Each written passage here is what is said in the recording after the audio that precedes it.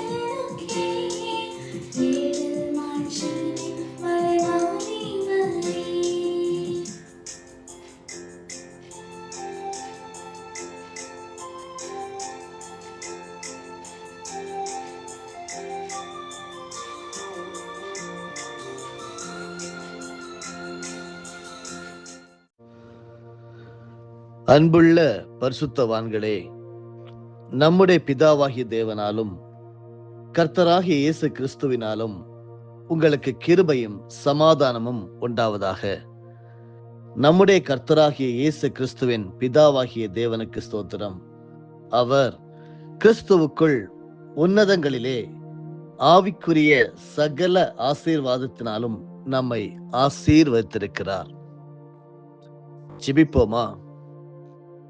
மகா இரக்கமுள்ள நல்ல தேவனே, உங்களுடைய பாதப்படியிலே கிருபாசனத்திற்கு அண்டைக்கு நாங்கள் வர எங்களை தகுதிப்படுத்தியவரே, உம்மோடு வந்து பேச வந்திருக்கிற எங்கள் ஒவ்வொருவரையும் கர்த்தர் ஏற்றுக்கொண்டிருக்கிறபடியால் நன்றி. நீர் எங்களை நேசிக்கிறதுனால் வார்த்தைகளை அனுப்பி எங்களோடு நீர் வாழ்க்கையை பற்றி போதித்து தருகிறீர். எப்படி ஒரு சம்பூர்ண வாழ்க்கை, ஒரு ஆசீர்வதிக்கப்பட்ட வாழ்க்கை, நிறைவான ஒரு மகிழ்ச்சியான வாழ்க்கை வாழ வேண்டும் என்று சொல்லி கர்த்தர் எங்களிலே தீர்மானித்திருக்கிறபடியால் நன்றி.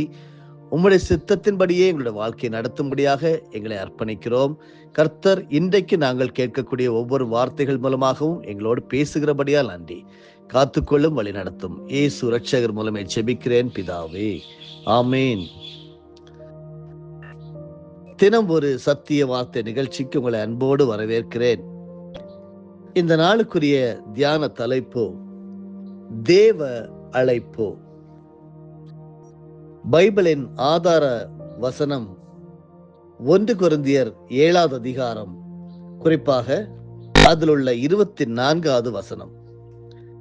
சகோதரரே, அவனவன் தான் அழைக்கப்பட்ட நிலைமையிலே தேவனுக்கு முன்பாக நிலைத்திருக்க கடவன்.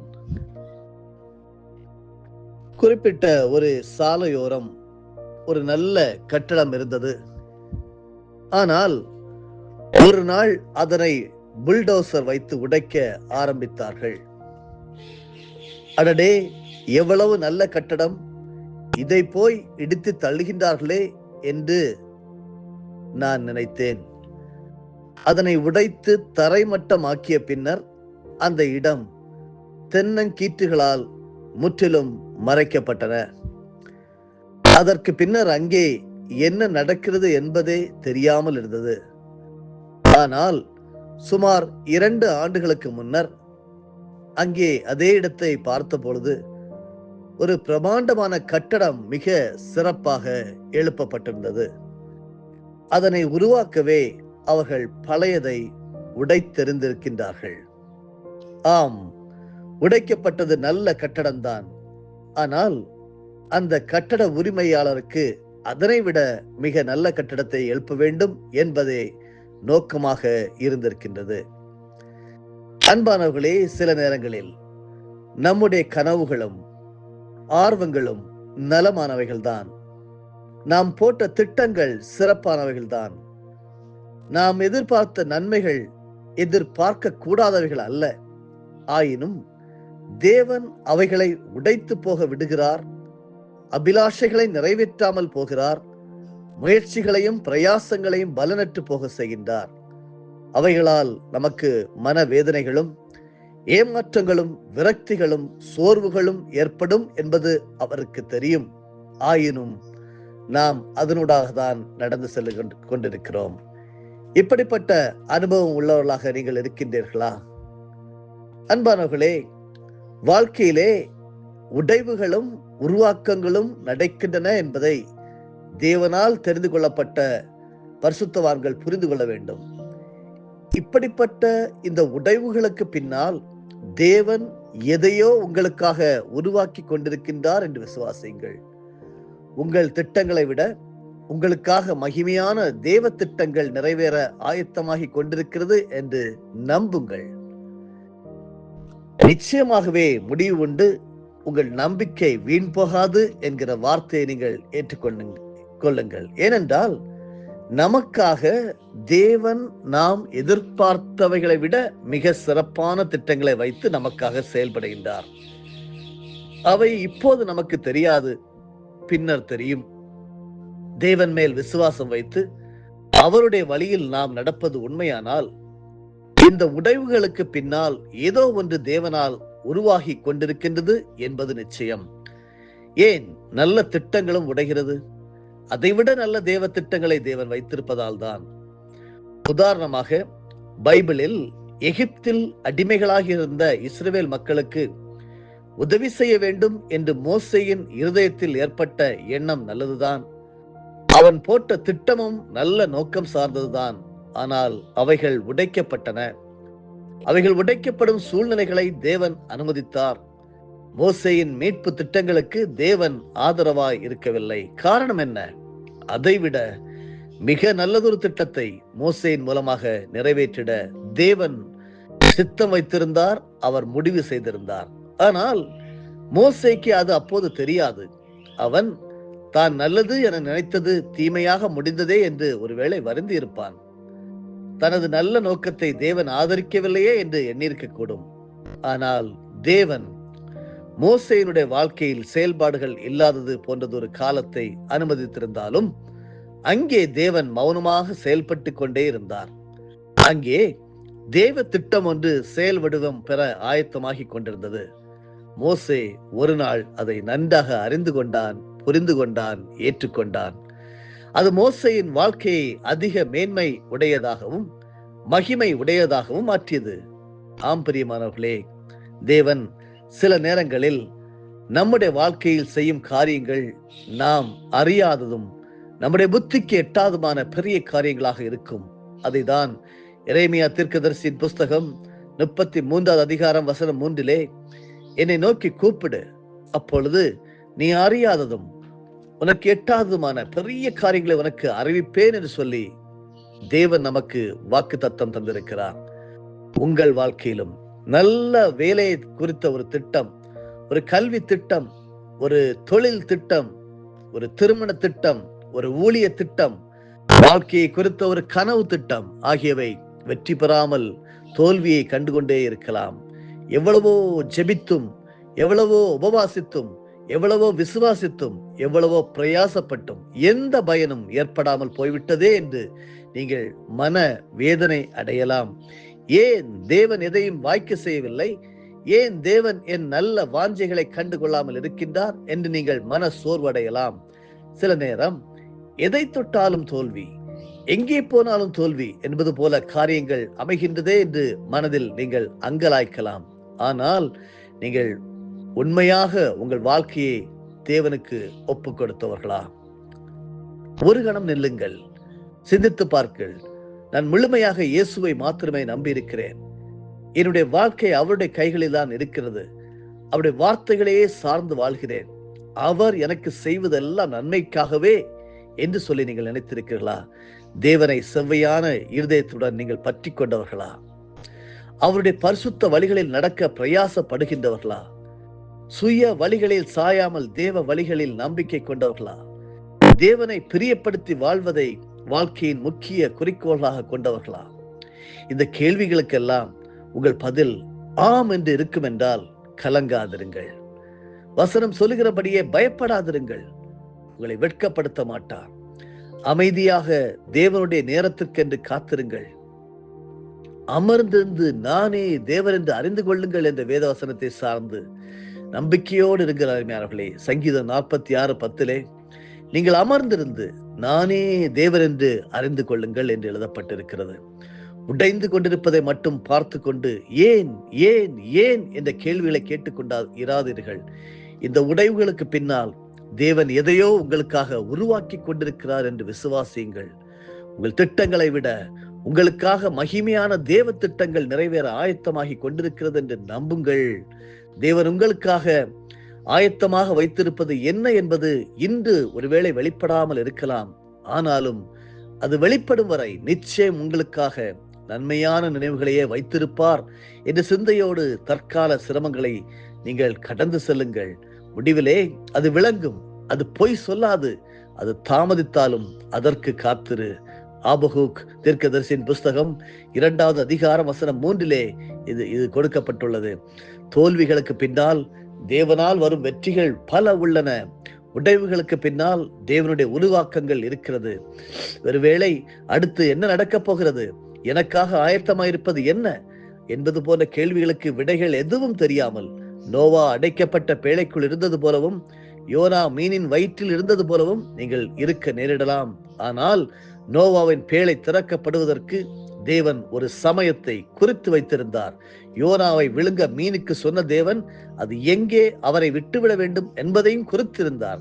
கேள்விகளுக்கு விடைகள் தெரியாவிடனும் கர்த்தர் நிச்சயம் நலமான ஒன்றையே விளைவாக கொண்டு வருவார் என்ற நம்பிக்கையோடு நாம் காத்திருக்கலாம். ஒரு காலகட்டத்தில் சங்கீதக்காரனாகிய தாவீது தான் எடுத்த எல்லா முடிவுகளிலும் தோல்வியடைந்தான். தான் போட்ட எல்லா திட்டங்களும் தோல்வியில் முடிந்ததை கண்டான். அவன் நம்பிய அனைத்தும் ஆதரவு கரங்களும் அவனை கைவிட்டு அனாதையாக விட்டு ஓடுவதை கண்டான். தேவன் மேல் நம்பிக்கை வைத்து தேவ பக்தியாக வாழும் தனக்கு ஏன் தொட்டதிலெல்லாம் தோல்வி, எதிர்பார்த்ததிலெல்லாம் ஏமாற்றம் என அவன் தனக்குள்ளே கேள்விகளை எழுப்பியிருக்கக்கூடும். தேவனே, நீர் ஏன் என்னை மறந்தீர், நான் ஏன் துக்கத்துடனே தெரிய வேண்டும் என்று அங்கலாய்க்கும் நிலை வரை அவருடைய தோல்விகள் தொடர்ந்தது என்று சங்கீதம் 42 வசனம் 9 படிக்கிறோம். ஆனாலும் தாவீதின் தோல்விகள் துக்கங்கள் நடுவிலும் நம்பிக்கை அவன் இழக்கவில்லை. தேவனையே நோக்கி நான் காத்திருப்பேன், இன்னும் நான் அவரை துதிப்பேன் என்று அவன் தனக்குள் தீர்மானம் பண்ணி கொண்டான். சங்கீதம் 42 வசனம் 5 படிக்க முடிகிறது. ஆம், எனக்கு பிரியமானவர்களே, தன்னுடைய திட்டங்களும் வாஞ்சைகளும் ஏமாற்றங்களை சந்திக்க நேர்ந்தாலும் தேவன் மேல் வைத்த தன்னுடைய நம்பிக்கை தன்னை ஏமாற்றி விடாமல் இறுதியில் தனக்கு வெற்றியே கொண்டு வரும் என்று தாவீது நம்பினான். அவருடைய நம்பிக்கை வீண் போகவில்லை. தாவீதின் சுய திட்டங்கள் பல உடைந்து போன பிறகு தேவன் தனக்காக உருவாக்கி வைத்திருந்த உயர்ந்த திட்டம் நிறைவேறுவதை கண்டு களி கூர்ந்தான். நீங்கள் தேவனுடைய அழைப்பை பெற்றவர்களா? சில நேரங்களில் நமக்கு பிறர் நல்லதை நினைத்தாலும் அந்த நல்லதை நாம் பெற முடியாமல் போகிறது. அவர்கள் நல்ல திட்டங்களை வகுத்து தந்தாலும் அவைகள் நம்மிடம் நிறைவேறாமல் போகிறது. சில வேளை நம்முடைய பெற்றோர்களோ உறவினர்களோ நண்பர்களோ நமக்காக யோசித்து செய்ய வந்த நன்மைகள் கூட நம்மால் பெற முடியாமல் போகிறது. எகிப்து தேசத்திலே அடிமையாயிருந்த யோசேப்புக்கு அவருடைய எஜமானாகிய போத்திபாரினால் அவனுக்கு ஆறுதலான சூழ்நிலை ஏற்பட்டது. யோசேப்பை தன்னுடைய குடும்பம் என்று சொத்துக்களுக்கு அதிகாரியாக நியமித்து அவனுக்காக உயர்வான காரியங்களை அவன் திட்டம் பண்ணினான். ஆயினும் யோசேப்புக்காக அவன் வகுத்த நல்ல திட்டத்தின் பலனை யோசேப்பால் அனுபவிக்க முடியவில்லை. அங்கே பிரச்சனை ஏற்பட்டது. தேவன் அந்த சூழ்நிலையில் யோசேப்புக்கு ஆதரவாக எதையும் செய்யவில்லை. அவன் மேல் அநியாயமாக பழி சுமத்தப்பட்ட போது தேவன் அவனை அந்த இடத்தில் குற்றமற்றவனாக நிரூபித்து காட்ட முன்வரவில்லை. ஒருவேளை அப்படி வந்திருந்தால் போத்திபாரினால் யோசேப்பு தொடர்ந்து நன்மைகளை பெறுகின்ற வாய்ப்பை பெற்றிருப்பான். ஆனால் தேவன் யோசேப்பின் திட்டங்களுக்கு துணை நிற்கவில்லை. யோசேப்பிற்கு ஆதரவாயிருந்த சூழ்நிலை உடைக்கப்பட்ட போது அவர் மௌனமாகவே இருந்தார். ஏனென்றால் யோசேப்பிற்காக தேவன் ஒரு மாபெரும் திட்டத்தை வைத்திருந்தார்.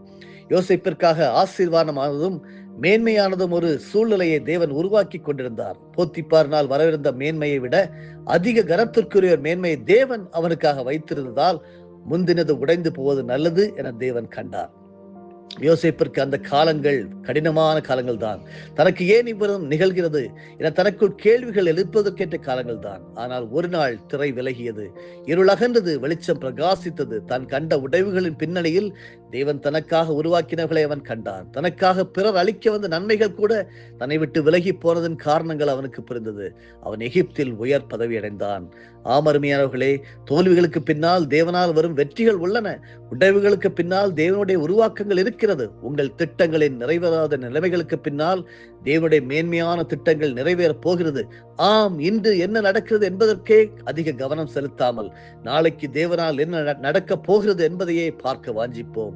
அதுவரை தேவனை உத்தமத்தோடும் உண்மையோடும் பரிசுத்தத்தோடும் பின்பற்றும் அனுபவத்தில் தளராதிருப்போம்.